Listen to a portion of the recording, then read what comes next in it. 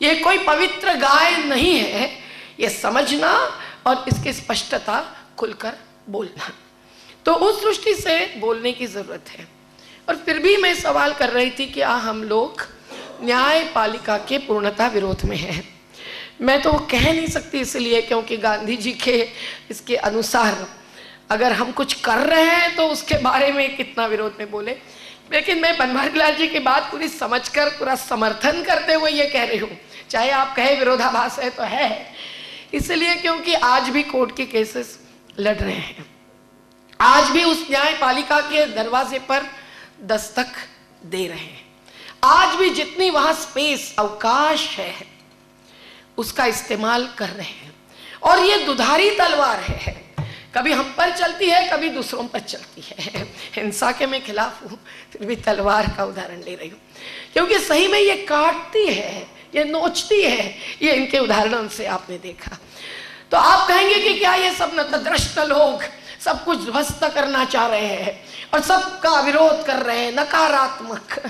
वो बात नहीं है। बात ये है कि क्योंकि हम लोग जनतंत्र को जिंदा रखना चाहते हैं, इसलिए जो गहरे दर्द भरे अनुभव हमको चुभ रहे हैं, उन अनुभवों को लेकर हम लोग इनकी पोल खोल करने में लगे हुए हैं। इनको कभी नकारने का अधिकार भी हमको है। अगर हमारा विरोध नहीं जचा उनको, जो कि विषमता का विरोध है, जो कि बिना कारण विस्थापन का विरोध है, जो कि विनाश का विरोध है, जो कि जनतंत्र के खिलाफत का विरोध है, तो हम लोग उनको नकारेंगे। जज द जजमेंट। एक एडिटोरियल, एक संपादकीय अगर एक न्यायपालिका के फैसले की पोल खोल करता है और उन पर कोई कंटेम्प्ट या अवमानना की केस नहीं लगती है, तो जिसके भाई मारे गए हैं कहीं मणिपुर में, वो शर्मिला इरोम क्यों नहीं कह सकती? क्यों नहीं कह सकती हमारी गरीब महिलाएं बस्ती की, जिनको बिल्डर खाता जा रहा है? और ये फास्ट ट्रैक जस्टिस कभी खतरनाक बात भी साबित हो सकती है, क्योंकि बंबई के तो एक एक बिल्डर फास्ट ट्रैक जस्टिस पा रहे हैं। एक एक जज से किस प्रकार की ऑर्डर निकलवाना, कौन से वकीलों को और जजेस को भी खरीदना, ये वो हमारे से बहुत अच्छी तरह से जानते हैं। तो ऐसी स्थिति में हम लोग क्या भूमिका ले, क्या अदा करें, इसका दोहरा स्वरूप हमारे सामने आता है। क्योंकि कुछ जजमेंट्स में हम कुछ पाते भी हैं। आखिर पहले दो स्तंभ तो अब आदर्श बन गए हैं, अब तीसरा स्तंभ जुडिशियरी, उसकी भी पोल खोल और उसका भी भ्रष्ट आचार विचार, और पांचवा स्तंभ मानो चौथा स्तंभ मीडिया इज रेडिया, और पांचवा स्तंभ हमारा जन आंदोलन का मानते हैं। तो कौन सा स्तंभ किन अन्य स्तंभों का आधार ले सकता है, ये बहुत चिंता का विषय है। हम खुश नहीं है ये कहते हुए कि ये सभी स्तंभ अभी नालायक हो रहे हैं। वही बनवारी लाल जी की बात है और वो भी हमारी बात है। तो ये जो स्तंभ है वो आज कितना खंबीर आधार है आम जनता के लिए, ये सवाल है। इस पर एक ही वाक्य दलित संगठनों ने जो कभी उच्चारा था काफी है मेरे ख्याल से। उन्होंने कहा था, अंग्रेजी में नहीं कहा होगा लेकिन वो अंग्रेजी में मशहूर हो गया, कि अगर न्यायपालिका हमारी अवमानना करती है, हमारे अधिकारों की अवमानना करती है, तो हम लोग भी न्यायपालिका की अवमानना करेंगे। यही सवाल है। और संविधान के दायरे में ये होना जरूरी है, न केवल संभव और न्यायपूर्ण है, लेकिन जरूरी है। अगर ये नहीं होगा तो हर कोई जज राम शास्त्री प्रभुणे तो नहीं हो सकता है, लेकिन हर कोई जज अगर वही होगा, एक एक पुंछी से लेकर अब बालकृष्ण जी तक बारी जिनकी आई है, तो फिर क्या होगा इस देश का? ये सोचकर हम लोगों को ये भी एक आंदोलनकारी तरीके से, माफ करना, आंदोलनकारी तरीके से उठाने की बात समझने की जरूरत है। ये देख रहे हैं कि किसका आधार जुडिशियरी ले रही है। जुडिशियरी की अपनी सोच आज यही वैश्वीकरण, उदारीकरण, कंपनीकरण के चलते हुए अधिकांश उसकी दिशा में है। ये कोई छुपाने की बात नहीं है, उनकी सोच है। अब जेन्युइनली मन से हम कहेंगे कि आखिर न्यायाधीश भी तो इंसान है।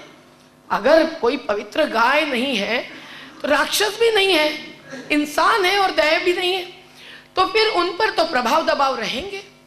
जो सोने के चांदी के चम्मच में खिला पिलाकर बड़े किए गए हैं वो उसी प्रकार का बर्ताव या सोच रखेंगे, उसमें कोई अपवाद निकल आएगा सही, लेकिन अधिकतर यही होंगे और वही हो रहा है। एक वर्ग न्यायाधीशों में साफ दिखाई देता है, लेकिन उससे भी अधिक दलित न्यायाधीशों का भ्रष्टाचार दलितों का है इसलिए नकारना, इसको अगर हम नहीं मानते तो वर्ग विहीन होकर ये पूरे ऊंचे सत्ता के पदों पर बैठने वालों में न्याय के पालिका के भी ऊंचे पदों पर बैठने वाले उसी प्रकार की सोच लेकर बैठे हैं, ये खुलकर कहना जरूरी है। और ये दिखाई दे रहा है, वो पूरी कंपनियों के कंपनीकरण के पक्ष में है। शायद विकास का उनका नजरिया उस प्रकार का है, उनको लगता है कि बिल्डरों के सिवाय बंबई बन नहीं सकती, और ये लोग ये हैं नतद्रष्टा जो उसको रोक रहे हैं। तो ये क्या गंदी गलियां और गंदे झोपड़पट्टियों को ही अधिकार और आधार देना चाहते हैं? अब इस बात पर अगर माधव मेनन जी या कोई जुडिशियल एकेडमी नेशनल भोपाल की अगर प्रबोधन और शिक्षा देना चाहे, शिक्षा शब्द तो जजेस को, सुरेश साहब की बात अलग है, इज एन एक्टिविस्ट जज, लेकिन अन्यों को अच्छा नहीं लगेगा तो ट्रेनिंग न कहिए, कुछ नहीं कहिए, लेकिन संवाद जो मैं भी करने जाती हूँ उस एकेडमी में, ये जो जरूरी है उसके द्वारा क्या हम ये नजरिया बदल सकते हैं? मुझे लगता है कुछ हद तक इस प्रकार का इंस्टीट्यूशनलाइज्ड एजुकेशन, संस्थाकीय शिक्षा, इस न्यायपालिका में बैठे हुए लोगों को, न केवल जजेस लेकिन वकीलों को बदल सकता है। लेकिन एक हद तक जरूरी है कि अगर जनप्रतिनिधि हमारे विधायक सांसद है, अगर जनप्रतिनिधि हमारे नौकरशाह भी है, सेवक है वो तो, और उसी प्रकार से जजेस भी संविधान के दायरे में बंद कर ही रखे गए हैं और रहने चाहिए, तो जनता की आवाज ही उठकर उनका प्रबोधन कर सकती है। और इसीलिए ये पांचवा स्तंभ, तीसरे स्तंभ पर अन्य स्तंभ जो हावी हो रहे हैं उससे अधिक सशक्त होकर इस न्यायपालिका को प्रभावित करना चाहिए, नहीं वो हमारा कर्तव्य है। अब ये कैसे हो सकता है? जो विषय है कि गांधीवादी तरीके सत्याग्रह कार्यों से क्या न्यायपालिका में बदलाव, प्रवेश, प्रभाव, दबाव हम ला सकते हैं कि नहीं, ला सकते हैं कि नहीं, मतलब लाना जरूरी है क्या, ठीक है क्या, जरूरी है तो मैं कह दिया, कैसे ला सकते हैं? अब इसको अनुभवों के आधार पर तोलना जरूरी है। बहुत सारे अनुभव जैसे बनवारी लाल जी ने खूबसूरती से रखे, हमारे अनुभव है। मैं नर्मदा से शुरुआत करूं।